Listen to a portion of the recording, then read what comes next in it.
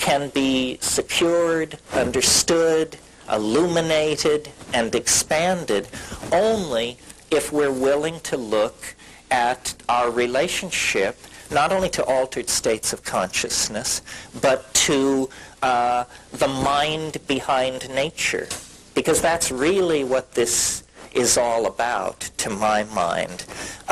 What these psychedelics are empowering or conveying or revealing, depending on, how you come at it, what they are showing us is that we are not alone upon this planet. We are not alone in the universe of mind.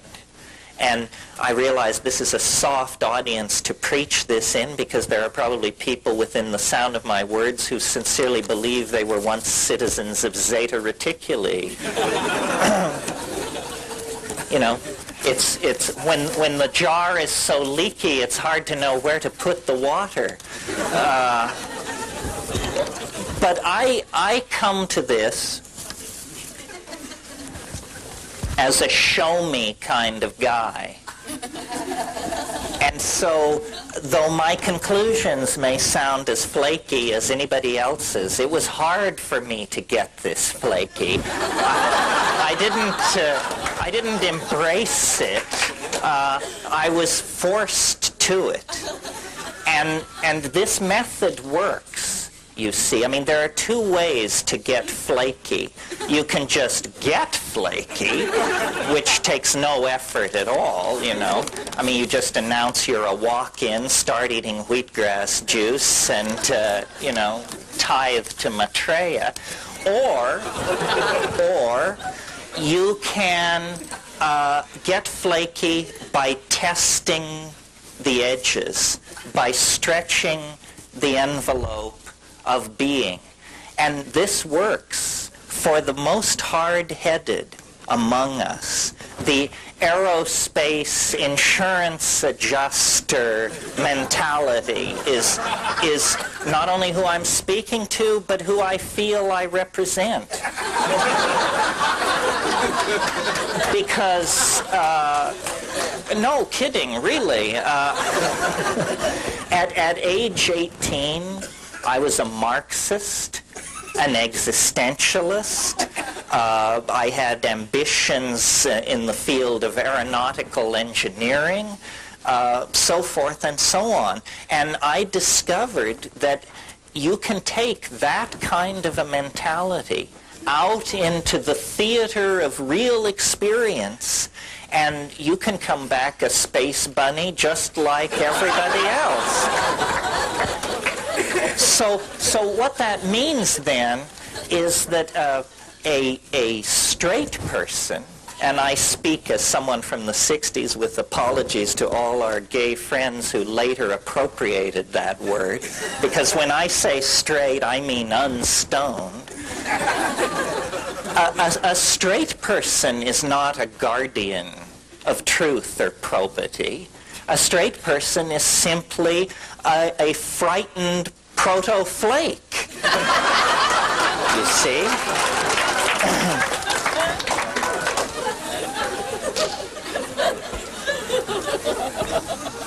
I always think, and most of you have heard me say this, but when we get off on this subject, I always think about the wonderful thing Tim Leary said years ago. He said it so many years ago that when I told him how much I admired him for saying it, he didn't remember that he'd said it. But the man once said, wait till I give the line, LSD is a drug which occasionally causes psychotic behavior in people who have not taken it. You see? And I certainly saw this. I saw my parents become violently psychotic from not taking LSD. And so my point is, and I make it in a forum like this, because here we have so much permission for belief. You want to believe in, channeling from beyond the grave? fine, no problem. You want to believe in the healing power of nematodes, hematite, you name it. We've got it all. Really, I think that the spirit of childlike, untrammeled curiosity is what we're striving for. Not the anal retentive, rational person, not the I'll go for anything channeling flake, but an attitude of we don't have to look far for miracles because they're all around us. Everything is astonishing. The universe on its surface is alive with mystery. Well, how do we make our way toward that? When we live in a culture, practice a language, embody a philosophy, scientific rationalism, which is entirely designed to suck wonder out of reality, to turn everything into shades of gray, to subvert all hope that lies outside the realm of career accomplishment and material possession.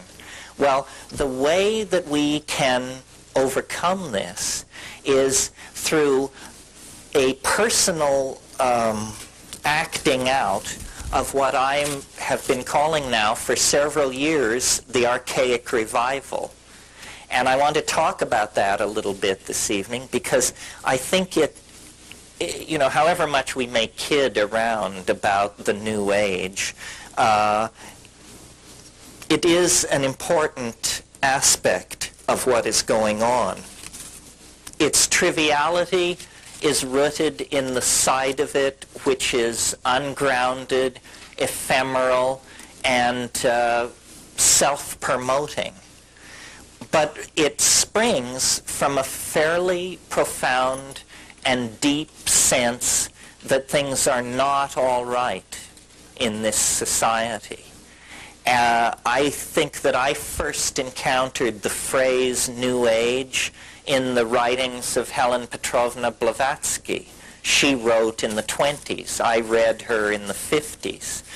The New Age has been with us for a long time, so long that there's nothing new about it.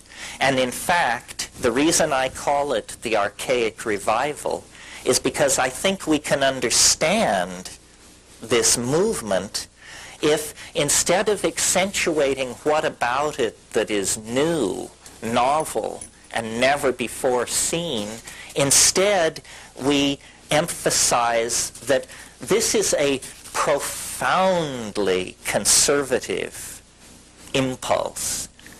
A conservative impulse that would set the hair of George Bush and his skull and bones buddies standing on end.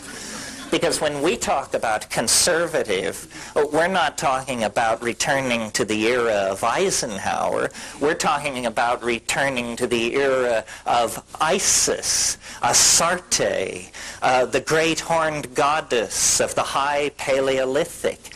In other words, this program of material civilization, exteriorization of ideas into matter through first alchemy and magic and then science and industry, this process is coming to an end, one way or another.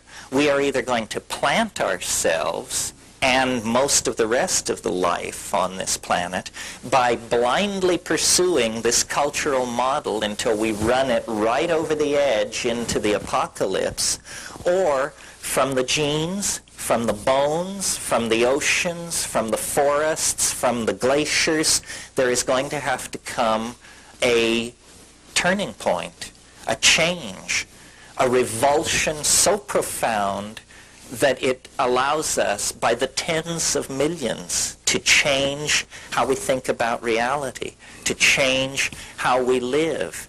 And I have ended up an advocate for the psychedelic experience, not because I think it's easy, not because I think it's surefire, but because I think it's the only game in town, the only chance left. If we had 1,000 years,